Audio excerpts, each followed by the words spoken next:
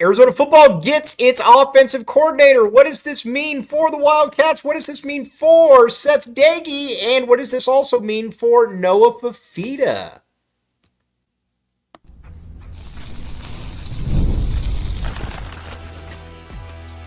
You are Locked On Wildcats, your daily podcast on the Arizona Wildcats. Part of the Locked On Podcast Network, your team every day.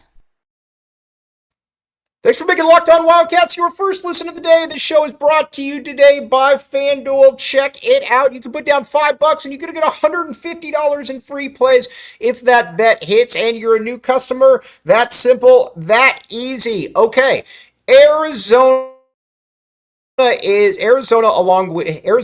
has its offensive coordinator, and it is Seth Doege from Marshall. Now, here's the interesting part about Doege and what he can do is that he did a very nice job at Marshall. You watch him, he's young, he's energetic, and that stuff kind of matters to me at this stage. After what we watched in the past, having somebody that has a plan, having somebody that is young and energetic, I think is an underrated aspect to all of this. Because again, we've seen before with Dino Babers what it was like to have a offensive coordinator that was living in the past, hadn't called plays. It was atrocious. This is a young, dynamic guy, and looking at Deji's background, there's a lot to like about him. He was at Texas Tech. You know that he can throw the football around. You know that he's looking to throw the football around. Not only is he looking to throw the football around, he also showed this past year that, they had some quarterback issues. They started out slow, and he went to more of a ground and pound, run heavy type approach. I like guys like that. I like offensive coordinators that look at what they have with their roster and they say, all right, we need to do this, we need to do that. And he did just that. And again, he's considered an up-and-coming guy. He's got a very nice little background to him. He's coached under some really good coaches. He's young, and again, he played at Texas Tech, and he had more of a run. They call it the run raid this past season. So again, I like it. I like the hire a lot. I think a lot of people were wondering would he take this job? Would he view it as a sinking ship? Would he view it as whatever the case may be? And he obviously didn't view it as that. And I think the next question that we have is, what does this mean then for Noah Fifita? If I'm Noah Fifita, I'm looking at this one and I'm looking at it very closely because listen, everybody is basically gone. This is going to be an entirely different roster next season. And Noah Fifita didn't want to leave. That's pretty self-explanatory. Noah Fifita did not want to leave. And maybe he doesn't. But sooner or later, you're also kind of left with a situation where you don't know exactly where you're going and who you're going to be playing with. And again, Genesis Smith just announced. We're going to get into that here in just a minute.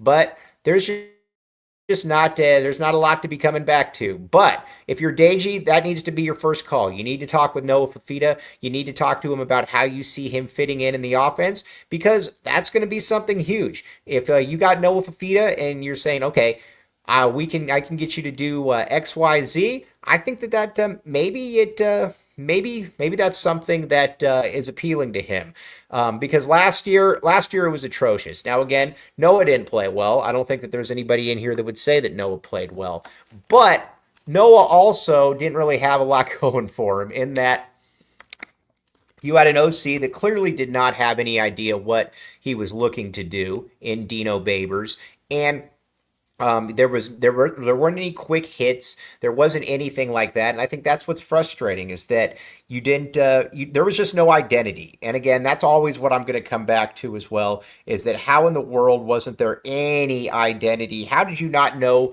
what you wanted to do? Well, with Doege, you're going to have an identity, and that's going to be interesting to see how that meeting plays out. Because Noah Fifita, I think, can probably make a lot more money here at the University of Arizona than he can make anywhere else.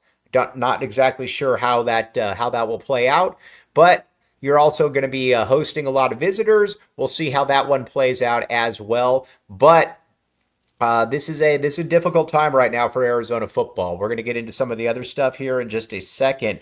But one thing though that we can all agree on though is game time. All right, check out Game Time, my friend. Game Time. Here's the deal with Game Time again. All right, download the Game Time app, create an account, and use code LOCKEDONCollege for $20 off your first purchase. Terms apply. Again, create an account and redeem code LOCKEDONCollege for $20 off. Download Game Time. What time is it? Game Time. Ooh. All right. Seat views, lowest prices guaranteed, game time coverage. Your purchase is covered with the most flexible customer service policy in the ticketing industry. Again, download the Game Time app. A lot of people are using it, and there's a reason. Generally, when a lot of people are using it, it's because it's good. It's because it works. So again, check it out at Game Time. Another one of these ones where you will thank me later.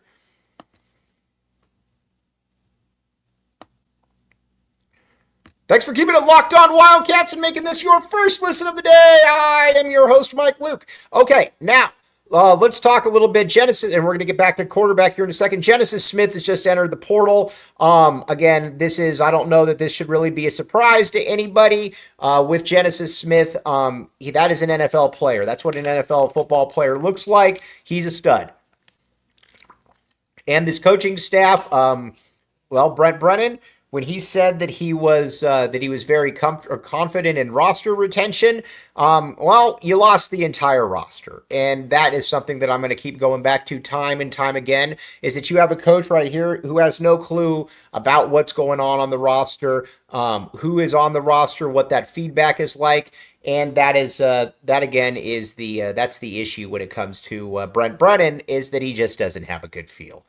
He thought that a lot of these guys were going to come back. They're not coming back. Now, again, maybe one or two of them does come back, but overall, this is a team. This is a situation where it's going to bottom out at some point. I think it's fair to say that Brennan probably not the guy, but we're going to we'll have a lot of time to talk about that. But let's get back to Doege now for a second. Now, a big part of what you want to do then as the OC is you want to be able to get these certain players in.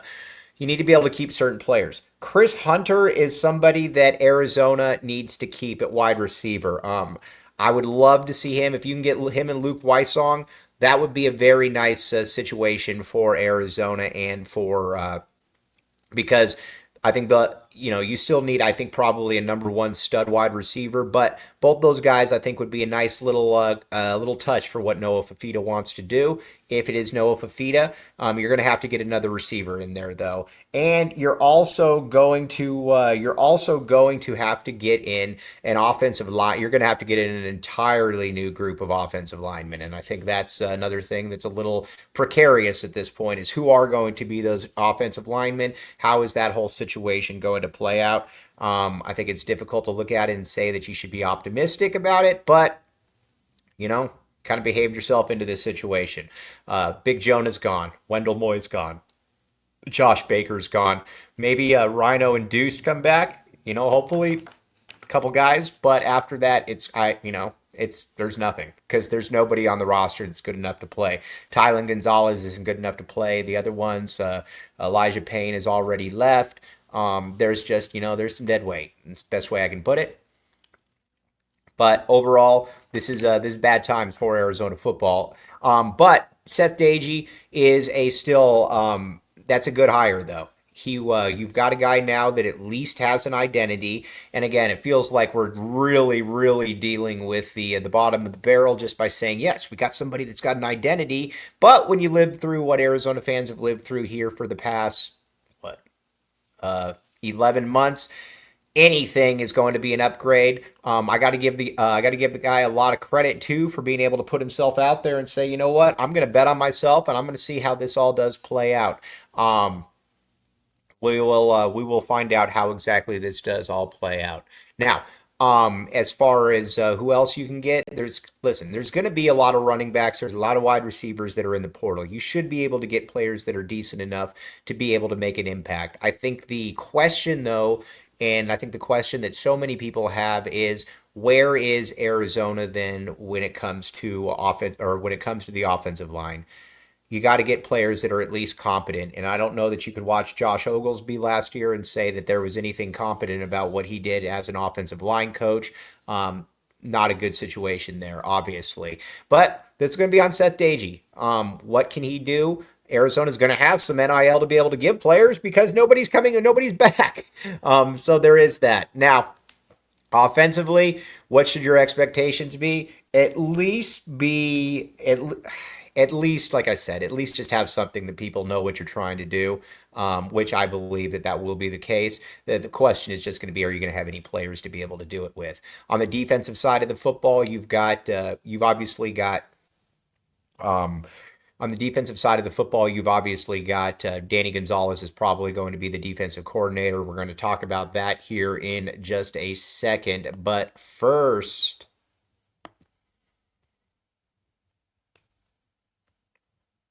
FanDuel, check it out.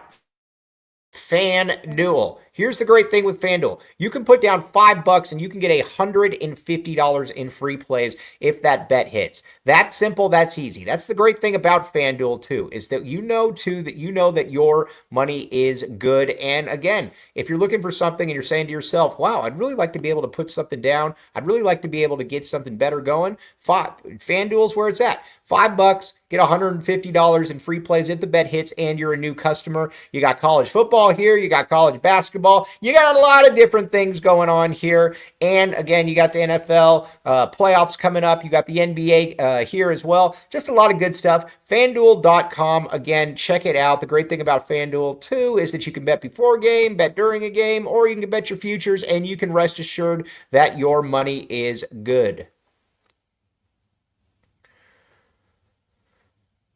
Thanks for keeping it locked on Wildcats and making this your first listen of the day. I am your host, Mike Luke. Okay, now let's talk a little bit about the defense. Well, there's nobody back. Your entire secondary outside of Marquise Groves Killebrew is gone. All the young players gone as well. Your linebacking unit with a Jacob Manu gone. Well, Tay Brown is back. I'll give you Tay Brown. But then after that, on the defensive line, everybody gone as well, except for Trey Smith. The San Jose State guys are back. Whew. And offensively, you don't really have anybody returning. So this is going to be a totally new roster. This will be a textbook case on doing everything wrong in your first year as a head coach and basically figuring out everything wrong. Now, maybe Seth Doege can do something where you kind of reignite hope in the by putting up a lot of points, and who knows, maybe he could be the head coach in waiting. I don't know, but it's going to be a long year for Arizona. I've said it before. I think I think DRF erred in not getting rid of Brent Brennan, but he's back.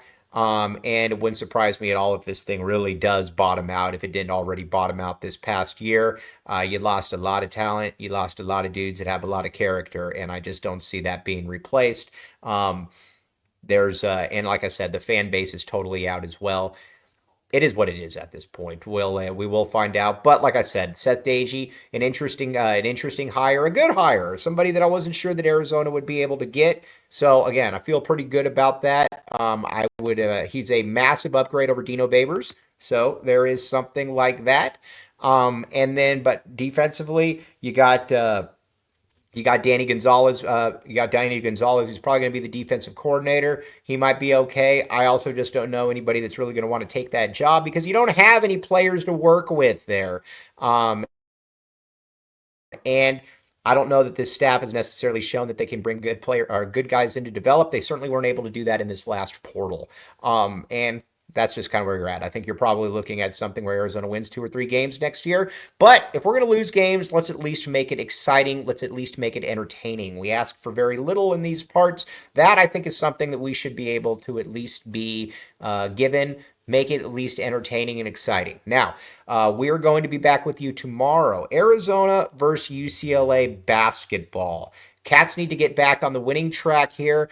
This is a must-win game. You got to be able to beat UCLA. I've said that from day one. Not only do you need to be able to beat UCLA, this is basically your last opportunity before Big 12 play hits. So hopefully Arizona's in a better spot as well. But as always, very much appreciate you keeping it locked on Wildcats. I'm your host, Mike Luke. Bear down and back the A. We'll see you soon.